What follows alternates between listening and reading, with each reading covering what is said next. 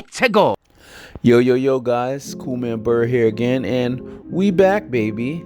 Yes, sir. Welcome to Cool Man Bird Gaming, and on today's segment, we're going to jump into an interesting game, which is Cyberpunk2077. Yes, as you should know by now, whether you're a casual or a hardcore gamer like myself, you had to have witnessed the controversy surrounding this particular title's release, from its multiple pushbacks down to a shaky launch day and lawsuits. Yeah, it's a lot to get into, but for now, let's just concentrate on what brought you into the channel in the first place, which is to find out if the game's any good. Now, quick disclaimer for you gamers out there. I personally feel if you have last-gen systems, you know, your P4s and the last Xbox system to come out, you might want to hold off on this title because what I hear, it's totally unplayable for last gen. So much so that the guys at Sony offered a complete refund to his customers for his bugs and other clunkish gameplay. But who knows, maybe I'll do a detailed review on what went wrong. So in the meantime, I suggest if you have the P5 or the Xbox Series X, you copy it on there instead to get a good gaming experience. Alright, so with that said, you know how we do here at Certified Gaming. We use a simple 1 to 5 method to let you know if the game is hot or not. So without further ado, let's get it going, Chief. Alright, so the gameplay you'll see on Cyberpunk will be on the Xbox Series X. Now, when I heard that this game was dropping, listen, I gotta be honest, I was the first to be on the hype train. I thought to myself, Cyberpunk 2077 is going to be as big as Halo. Even with the game's multiple pushbacks, it only fed into my hype even more. However, when I finally got my hands on it, well, let's just say it wasn't Halo. And as far as I can see, it doesn't have anything on GTA. Matter of fact, I have seen games try to emulate Rockstar style of the open world and get close, but alas, no cigar. But that doesn't mean that Cyberpunk isn't any good. If I could compare Cyberpunk to anything, I feel I could compare it to, you know, eating a pizza in your local neighborhood. See, I had some great tasting pizzas. I had some okay tasting pizzas. And I also had some really bad pizzas.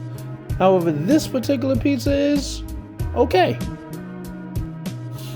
Okay, let's talk about the creator player. You start off creating your player whose name is V for story purposes, and you could do the proper and normal selections like choosing to go through this game's story as a male or female protagonist. You can change everything from your eye color, your skin color, your hair color, and body type, height. You could do a lot of things. I like the depth of the creator player. And for the first time, so much depth that the video game even allows you to choose your sexual organs. Why, you ask? Who knows, but you could do it, so take from that what you will. After that, they let you choose your life path, where you could choose to be a street kid, a nomad, or a corporate suit, each with its own benefits and perks, and based on which life path you pick, your experience through the game will be different. I think that's pretty cool because it gives Cyberpunk more replayability. For example, I have chosen to be a corporate suit so far, so I'm gifted with the option to talk business and persuasion when talking to get in any info about what I want. I can't wait to end this life path so I could try the other ones. Possibly go through it as a female just to get a perspective of how it is to navigate the world from that point of view. Next, I want to get into Cyberpunk's look and gameplay, starting with the visuals on the Xbox Series X next gen, which look pretty good, and with the third-person style, it makes you feel more immersed into the fictional city of Night City.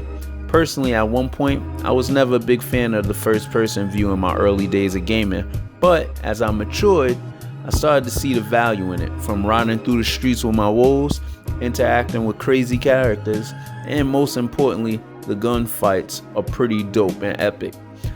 You can tell this game gets its theme from classic futuristic action movies such as Blade Runner and they definitely borrow heavily from one of my favorites, Johnny Mnemonic. Starring your cool surfer vibes actor Keanu Reeves, who also stars in the game. I mean, come on, plugging in a phone jack from your head to the computers, a dystopian city with crime and corruption. It's definitely obvious that Johnny Mnemonic is in this game. Go check out the movie when you guys get a chance. It's awesome. Matter of fact, I'm pretty sure that was a pitch to my man Keanu for him to sign on for it. It probably went something like this. Hey, Mr. Reeves, we got an idea for a game. Hear us out. It's Blade Runner meets Johnny Mnemonic. And my boy Keanu was probably all like, whoa, I'm in. Sign me up. Yep, I'm pretty sure that's how it went. One thing that stands out to me that I like about Cyberpunk is there's weapons. There's a lot to choose from. More than your character can carry at times. From your standard assault rifles, handguns, to their advanced laser weapons. They also have melee weapons. My personal favorite is Katana Sword. I have the most fun hacking and slashing my opponents as their limbs fly all over the place. V can also do cool things, like hack into computers and camera systems, enhance strength to open hard to open doors, fighter mechanics for giving the NPCs a nice beatdown, stealth when you really want to get your sneak up on NPCs and snap their neck, and when you're doing a mission, all of these can be boosted up from leveling up your perks and attributes for your skill tree. So you could define how your character is and what his abilities will best suit you in the field. Okay, now this is the part of the review where I start to, give my critique on the game of what I don't really like. To some of you, it may come off at hate, but take it for what it's worth, man. I just gotta keep it 100. Now, at first glance, when you see the trailers or even the gameplay way back when the game was first announced, it seemed you could do any and everything. Like I said, GTA vibes. But respectively, guys, this is not GTA. Meaning though on the surface, it looks like you could do much outside of your missions, but really, the missions are all you could do.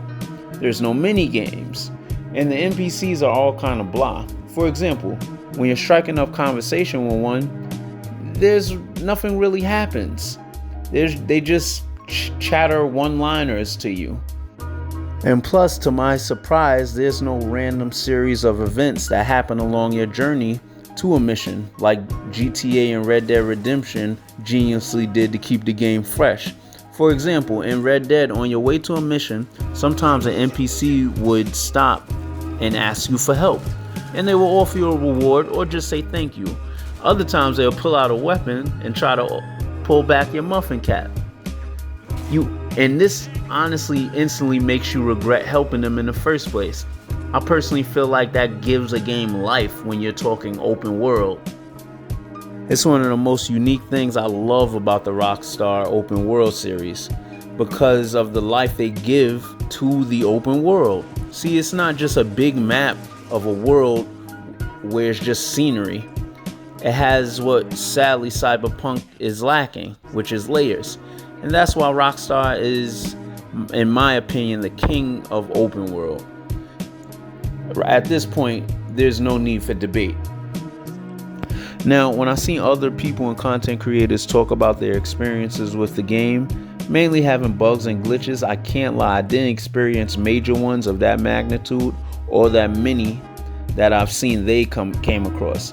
But in my experience, I did have my fair share of glitches myself as I progressed further into the game, from cutscenes being discolored, not being able to instantly get out of moves I executed, like for example, being able to get up after doing simple things such as crouching, or being hurled across the level after opening a door and losing a life. Then there's the driving, OMG, which is not as fluid as I thought a game with driving would be. No matter what vehicle I get, all the vehicles handle the same, from the cars to the motorcycles. They all handle stiff as a board.